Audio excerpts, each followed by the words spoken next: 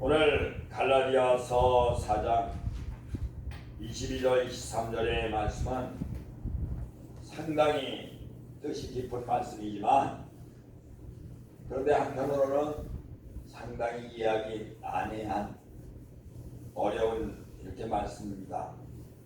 그러나 이제 은혜를 받고 성경을 좀 아는 사람은 쉬워요. 그러나 그렇지 아니하면 알 수가 없습니다. 왜냐하면 성경은 우리의 이해관계나 지식으로 푸는 것이 아닙니다. 성경은 성령님으로야만 가능합니다. 여러분, 오늘 말씀에 보면은 여러분 무엇이 나옵니까? 오늘 말씀에 보면은 22절 23절에 아브라함에게 두 아들이 있으니 하나는 여종에게서 하나는 자유 있는 여자에게서 낳았다 하였으며, 성경을 보면 항상 둘이 문제가 됩니다. 둘 중에 다 하나가 되어야 되는데 반드시 하나는 반대요, 하나는 찬성이요, 그렇습니다. 여러분, 항상 말씀드리지만 성경에 중간은 절대로 없습니다.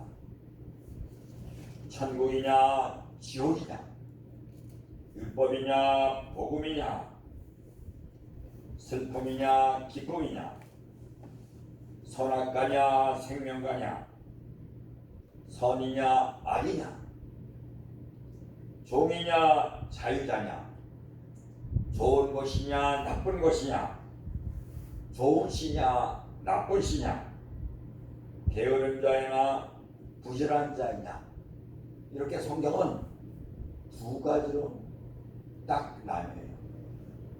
여러분, 중간은 없어요. 그래서 우리 저녁의 제목은 어물쩡한 믿음이라는 것인데, 어물쩡한 것은 없는 것을 볼 수가 있습니다. 선악과와 이 생명과 중간에 뭐 선생 이런 건 없어요.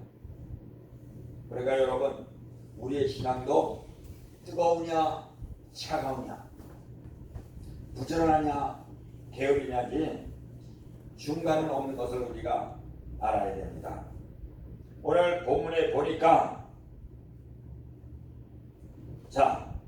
아브라함의 아들 중에서도 하나는 자유 있는 여자에게서 낳았다, 하나는 여종에게서. 여러분, 아브라함은 크게 두 아들로 나뉩니다. 물론 다른 아들도 있습니다. 나중에 하나는 영의 자녀예요, 하나는 육의 자녀인 것을 볼 수가 있습니다. 어떻게 영의 자녀냐 육의 자녀로 나누냐? 그것은 간단합니다. 아브라함이 처음에 낳은 첫째 아들 이스마엘은 인간의 방법으로 낳은 거예요. 인간의 방법. 두 번째 낳은 아들은 하나님의 약속으로 낳은 것이에요. 인간의 방법인 뭡니까? 바로 인본주의를 말하는 거예요. 인본주의. 그 다음에 하나님의 약속으로 낳은 아들은 무엇이냐? 신본주의.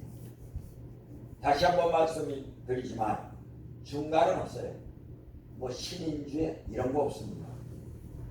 신본주의냐? 신본주의는 하나님을 중심으로 하는, 인본주의는 인간을 중심으로 하는 거. 여러분, 중간에 무슨 혁명이 뭐니 하면서 르네상스니 뭐니 이런 거 다 알고 보면 어떻게든지 신본에서 인본으로 가려고, 사람은 계속 그런 기질이 있어요. 그런 본성이 있어요. 하나님에게로 돌아가는 본성도 있지만 그보다는 어떻게 해야든지 하나님을 떠나려는 그런 본성이 있어요. 그러니까 예수 같은 것도 어떻게 하면 하나님을 반대하고 어떻게 하면 하나님을 떠나게 할까, 이런 걸 중심으로 자꾸만 변화되는 거예요. 거기에 인간은 심취되고 있는 것을 알아야 됩니다. 여러분, 창조냐 진화냐 이것도 확연하죠. 하나님은 모든 만물을 인간을 창조했습니다. 자, 하나님이 창조했다고 믿는 것이 신본주의입니다. 그러나 자, 자연적으로 되었다는, 진화되었다는 사상, 그것은 바로 인본주의입니다. 마귀는 계속 인본주의로 나가려고 하고 있습니다. 저는 이렇게 앞으로 되어가는 사회를 보면서 점점 더 인본주의로 나가는구나, 그걸 알 수가 있습니다. 옛날에는 교회에서도 막 책망을 하고 잘못하긴 그렇지만 지금 교인들은 책망하면 안 됩니다. 그냥 위로해줘야 됩니다. 그래서 마지막 때에는 귀에 듣기 좋은 말, 그리고 책망에도 아주 고도의 기술이 필요합니다. 상대방을 아주 기분 좋게 해주고, 이러면 안 되겠니? 이런 걸 또 학교에서 배웁니다. 그러니까 인본주의가 아주 판을 쳐서 위계 질서가 사라지고, 결국 그렇게 하면서 인간은 어떻게든지 하나님에서 떨어지게 하려고 하는 것을 볼 수가 있습니다. 여러분, 아브라함의 두 아들 중에 한 아들은 종에게서 나왔다. 하나님께서는 분명히 정부인에게서 아들을 낳을 것이라고 하였지만, 그러나 나이가 먹으니 늙어서 힘이 없고 도저히 생물학적으로는 아들을 낳을 수 없는 그런 상황. 누구나 다 생물학적인 것이 과학적이기 때문에 믿습니다. 그러나 성경은 그렇지 않습니다. 생물학적으로 설명하면 누구나 다 진화론을 믿게 되어 있습니다. 성경은 성경만의 어떤 인간에게 잘 알려지지 않은 것이 있습니다. 그래서 여러분, 우리는 성경 말씀을 믿고 정말 성경 말씀을 믿을 뿐만 아니라 성경 말씀을 믿기 위해서 성경을 많이 읽습니다. 그런데 성경을 아무리 읽어도 깨닫지 못하는 사람이 많습니다. 성경은 오직 하나님의 감동으로 된 것으로 성령님에 의하여서만 깨달을 수가 있는 줄 믿으시기를 바랍니다. 자, 그런데 하나님께서는 종에서 나온 아들이 정식 대를 잇는 것이 아니라 반드시 약속으로나 그걸 갖다가 자유하는 여자라고 합니다. 자유하는 여자. 자유.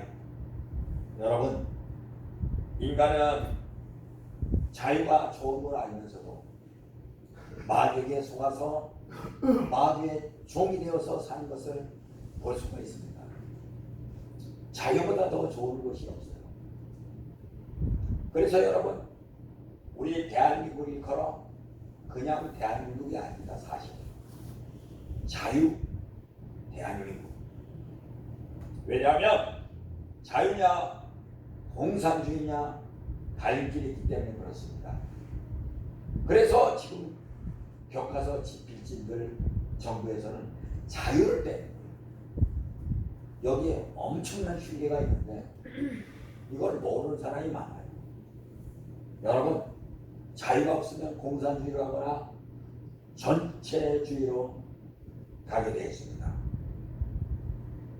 어제 우리 권사님들하고 이제 산에 가기로 했지만, 그런데 우리 권사님들도 또 저희 가정에도 반은 이제 산에 가기가 힘들어요. 내려올 때 힘들어요.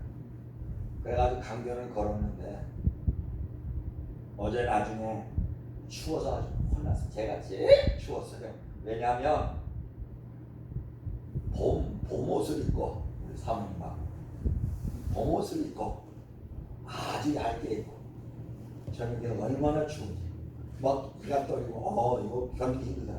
제가 부산에 와서 그렇게 추위를 느끼기는 저는 속으로 생각하기를 워낙 추위에 단련돼서 우리 성도들보다 추위에 강하다 생각했지만 어제 다 무너졌어요. 물론 우리 성도들은 두꺼운 옷을 입었지만 그걸 보면서 무슨 생각을 하냐면 자유를 찾아 북한에서 탈출하는 사람들 12월 달에 옷을 벗고 들어가고 옷을 입고 들어가고 하는데 나오는 즉시 옷이 얼어버려요. 그러면 걸음을 걸을 때 옷이 소리가 나요. 저거서 사람이 어제 영하도 아닌데 추워가지고 다다다다 떨려가지고 그러는데 영하 10도 20도에서 강을 건너가지고 그것도 부르카라는 사람이 제때 오는 경우가 드뭅니다. 보통 1시간 2시간 어떤 때는 한밤중에 오고 저는 생각해 봅니다. 아니 그 사람들이 어떻게 살았을까? 이거는 과학적으로 살 수가 없어요. 잠깐만 추워도 저체온증이 일어서 벌벌벌한데 어떻게 살았을까? 그래가지고 이제 같이 탈북한 사람 중에서 한 사람이 막 이제 사경을 헤맬 정도는 또 다른 사람이 막 문질러주면서 서로 뭐 이러면서 기적적으로 살아나는 거. 자유가 무엇인지, 자유가 그렇게 중요한 겁니다. 여러분 육체적으로도 자유가 있지만 영적인 자유가 있습니다. 이 영적인 자유가 무엇입니까? 바로 사탄에게서 노임을 받는 것. 여러분 우리 주님께서는 오신 목적이 사탄의 노예에서 하나님의 자녀로 이끌게 하기 위해서 이 땅에 오셨습니다. 예수 믿지 않는 사람은 미안하지만 다 사탄의 종이에요. 오늘 보면 이스마엘은 종에게서 나오고 그러나 하나님은 100세에 낳은 아들 그 아들만 영적인 자녀로 인정하였습니다. 왜냐하면 하나님의 약속으로 낳았기 때문에 약속이 굉장히 중요합니다. 하나님은 하나님의 약속으로 이제 예수 그리스도를 보내셨고 하나님의 약속으로 예수 그리스도를 믿는 자는 천국에서 영원히 살 것을 말씀하셨고 하나님의 약속으로 말미암아 누구든지 믿는 자는 천국이지만 약속이 없는 사람은 영원한 캄캄한 흑암의 지옥에 갈 수밖에 없는 것이 성경적인 사실인 것을 볼 수가 있습니다. 오늘 저와 여러분은 약속을 믿는 사람이에요. 약속을 믿는 사람. 그래서 주 안에 있는 나에게 것이 있어야. 주 안에 있는 나에게 것이 있어야. 왜냐하면 천국의 약속이 보장되어 있기 때문에 그렇습니다.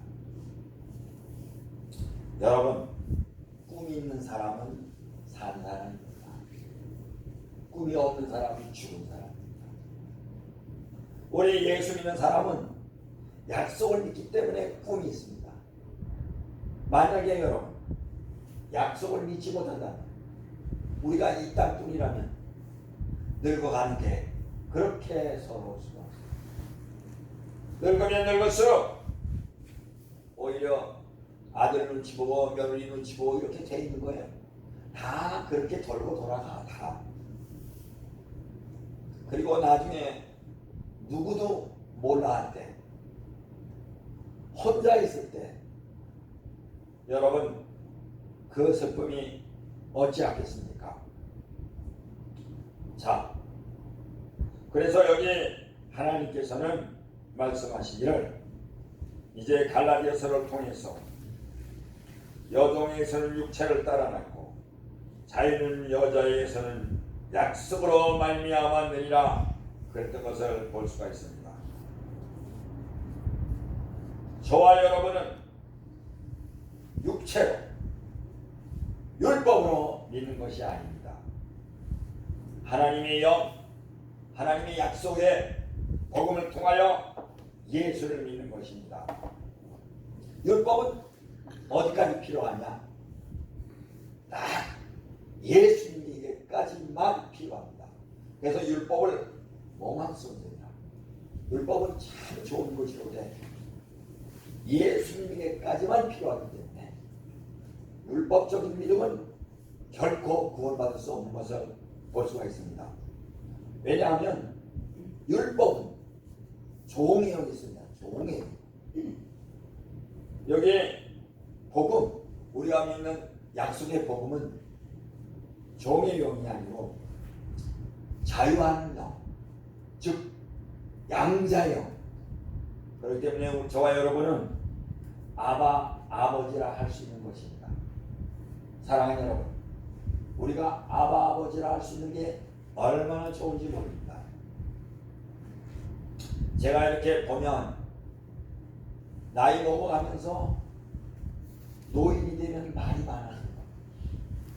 그래서 왜 저렇게 주책이 없나? 왜 이렇게 말이 많나? 이거 말 좀 그만해. 좀 시끄러워요. 근데 여러분 절대로 그러지 말아요. 노인이 될수록 말을 많이 해. 왜 그런지 아시겠습니까? 노인이 될수록 말을 하지 않고 그러면 병이 더 악화되고 그 사람은 빨리 죽을 수밖에 없어요. 그래서 노인이 될수록 말을 많이 해야 건강해요. 제가 지난주에도 말씀드렸지만 세상에서 들리는 소리가 너무 많아요. 그런데 나가는 소리는 너무 작아요. 우리 예수 믿는 사람은 너무나 좋습니다. 왜냐하면 하나님께 기도할 수 있으니까. 얼마나 좋은지 몰라요. 그러니까 여러분, 다른 사람들하고 말하기 싫은 거 이거 문제지만 그러면 교회로 와서 하나님께 말하는 거예요. 그래서 옛날 제가 있던 교회에서 보면 그저 노인 권사님들이 와서, 노인 집사님들이 와서 교회 와서 밤을 새면서 부르시는 것을 볼 수가 있습니다.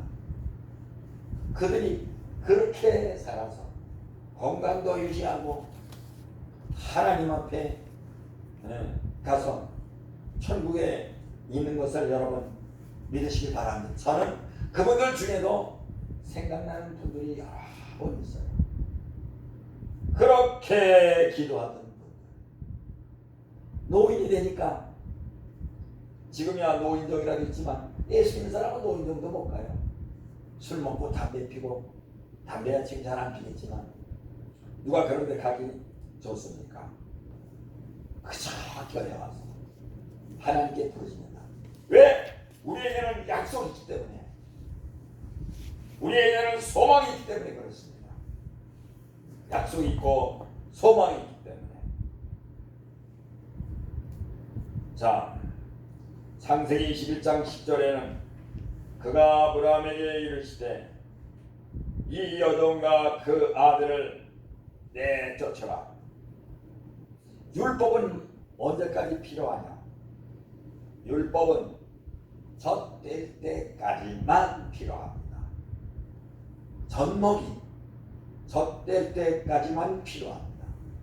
이거는 하지 마라, 저거는 하지 마라. 아이들이 알 수가 없어요. 이걸 하지 마라, 저걸 하지 마라. 왜 하지 말라는지 아이들이 알 수가 없어요. 아이들을 안고 도망가기나 암흑하고 건널 때 아이들은 갑자기 채워지니까 온단 말이에요. 그러니까 그 아이하고 같이 오면은 걸려요. 그러니까 아이한테 수면 주사를 놓기도 하고 수면제를 먹이기도 하고, 그래도 참고 들어가면 아이가 울어제기.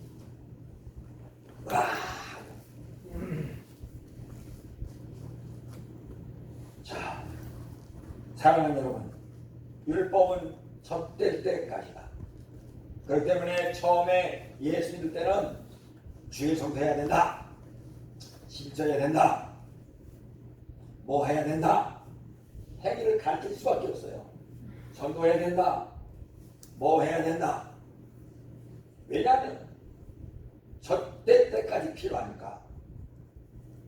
그러나 나중에 그 아이가 장성하면 그럴 필요가 없어요. 그때는 스스로 알아서 합니다. 스스로 감사하고, 스스로 기도하고, 스스로 예배하고. 여기 있는 여러분들이 누가 강제적으로 이야기해서 교회에 옵니까? 신문에 가끔 코로나 때문에 댓글을 쓰는 사람들 보면 교회는 뭐 때려부셔야 되니, 없어야 되느니, 교회가 얼마나 영업이 잘 되는지, 교회가 그렇게 많다면서. 이야, 그래, 그런 사람들 볼 때 주여 저들을 불쌍히 여기소서, 이런 마음이 먼저 생겨야 되는데, 아이고 요 사탄의 자식들을 어찌하고 이런 마음이 순간 생길 때가 있습니다. 막 그러면서. 여러분, 한국교회는 지금 굉장히 이 자유를 억압받고 있습니다. 방금 청자도 얘기했어요. 교회 예배드리다가 코로나가 발생한 적이 없다.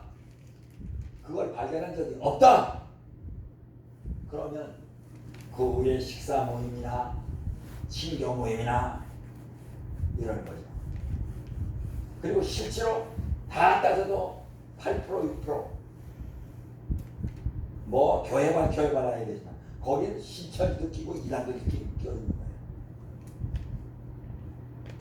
교회가 세상에 조롱거리가 된 것을 볼 수가 있습니다. 저는 아무리 생각해도 대면 예배가 옳아요. 어떤 사람은 그렇습니다. 형식은 중요하지 않다. 영으로 예배드린다. 지난 주일 밤에, 어느 날인지 모르는데 밤에 어떤 분이 전화가 왔어요. 어느 도시에서 제일 큰 교회입니다. 1,500명이 모인대요. 2달 동안 예배를 못 드리는데 죽을 지경이. 그래서 영상을 보고 예배 드리는데 이건 아니다. 그래서 가정 예배를 드렸대요. 그런데 어느 날은 남편이 나 어디 볼일 보러 나가야 돼. 나가고 아들이 하나 있는데 그 아들도 기타 치면서 예배를 인도하고 그랬는데 나도 오늘 볼 일 있어. 혼자 예배 드리니까 마음이 그렇게 안 좋더라는 것입니다. 그래서 그분이 그래요. 비대면 예배 때문에 얼마나 타격이 있는지 모른다고 저한테 그러더라고요. 거기다가 코로나가 9명이 9명이 나왔는데 교회에서 난 게 아니고 딴 데서 왔는데 전 교육 전수조사를 하고, 그래서 양성으로 받은 사람이 다시 조사를 해달라고 하니까 뭐 그냥 구상권을 청구한다고. 얼마나 살벌하게 하는지. 여러분, 코로나는 2번 조사해야 됩니다. 근데 우리 교회도 참 이렇게 형 참 하나님의 은혜다. 2번 했잖아요. 그런데 교회는 2번을 조사를 안 해요. 구상권을 청구하는 어쩌면 실한 거예요. 한번 코로나 이렇게 되면은 주위에 타격이 얼마나 세요. 1,500명을 전부 다 전수조사를 해요. 그리고 교회를 2달 동안 완전히 폐쇄시켜요. 그리고 그 7명 외에는 아무도 안 걸렸는데 전부 외부에서 걸려온 사람. 그 예배 드릴 때 한 명도 코로나가 일어나지 않았대요. 한 명도. 그런데 치료를 어떻게 했느냐? 14일 동안 그냥 어디 갇혀있는 것 뿐이지 치료약이라는 게 없잖아요. 약도 전혀 안 주고. 그래서 14일 지난 다음에 그러면 한 번 더 조사하자 그러면 필요 없다. 집에 가라고 그래요. 아니 조사해달라고 그러니까 필요 없다. 아니 다시 조사를 해야 될 거 아니에요. 자기들이 그러면. 그래 집에 와서는 또 3일 동안 또 뭐 자택에 또 뭐 이렇게 있으라고. 얼마나 교회가 다른 데서 왔는데 그렇게 힘들고 예배가 무너지고. 여러분 저는 분명히 대면 예배가 옳은 것이 뭐냐면 지난번에 이야기하였지만 다니엘서를 보면 압니다. 이제 누구든지 하나님께 정한 기간 내에는 어떤 사람도 어느 시간이든지 기도나 예배를 하지 마라. 그렇게 명령을 내렸는데 그때는요 예배를 드리는 것은 악이에요. 기도를 하는 것은 악이에요. 그런데 다니엘은 문을 열고 하나님 앞에 예배 드린 것을 모든 사람이 본 것을 볼 수가 있습니다. 사랑하는 여러분, 악과 선이 무엇입니까? 이거는요 세상의 선의 기준은 살아남는 게 선인 것 같아요. 북한에서 온 사람들 보면 거기는 다 도둑질 해야만 먹고 살아. 배급을 안 주니까. 배급이 없으니까. 그러니까 어떤 사람이 지금은 한 의원 그저 원장이 됐더라고요.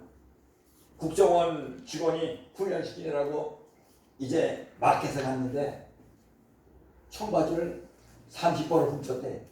훔치고 그 국정원 직원, 근데 국정원 직원은 딴 데를 보고 있더래. 그래서 속으로 얘기했대요. 생각했대. 눈치도 그렇게 없나? 아, 30벌이면 반반씩 나누면 이게 되는데 눈을 아무리 끔찍해도 모르더래. 그래 나중에 국정원 직원이 그걸 또 다 돈을 내주더래요. 그래 또 나오다 보니까 무슨 술박스가 있대. 그 두 박스는 아니 두 박스지 몇 박스 들고 낑낑거리면서 자 빨리 오라고 이거 한 번씩 나눠가자고. 여러분 북한 땅에서 배급을 안 주니까 어떻게든 도둑질해서 먹고 사는 사람이 잘 사는 사람은 급할 때도 많이 이렇게 도움을 받을 수가 있어요. 뇌물 주면 되니까. 그 사람들이 올 때는 도둑질이 잘못됐다 이런 인식이 없어요. 인식이. 세상에서 선은 뭐냐면 권력자들이 정해놓은 것이 선입니다. 하나님의 선은 달라요. 도둑질 하지 말라. 그러면 굶어져도 도둑질하지 않는 것인데 세상의 선과 하나님의 선은 다릅니다. 그럼 북한에서 도둑질했다. 하나님 과연 뭐라고 하실까? 아니 도둑질 안 하면 못 먹고 사는데. 참, 제가 그걸 보면서 우리 같으면 도둑질 안 했겠나 이렇게 그런 생각이 들었습니다. 어쨌든 여러분 세상은 확실히 육체로 되어 있는 거, 인본주의로 되어 있는 거, 힘 있는 자가 이기고 권력한 자가 이기고. 그러나 여러분 하나님의 나라는 그렇지 않습니다. 창세기 21장 10절에 있는 말씀대로 그가 아브라함에게 이르시되 이 여종과 그 아들을 내쫓으라. 우리에게서는 여러분 종의형을 내쫓아야 돼요. 율법을 내쫓아야 돼요. 율법은 첫 될 때까지만 필요합니다.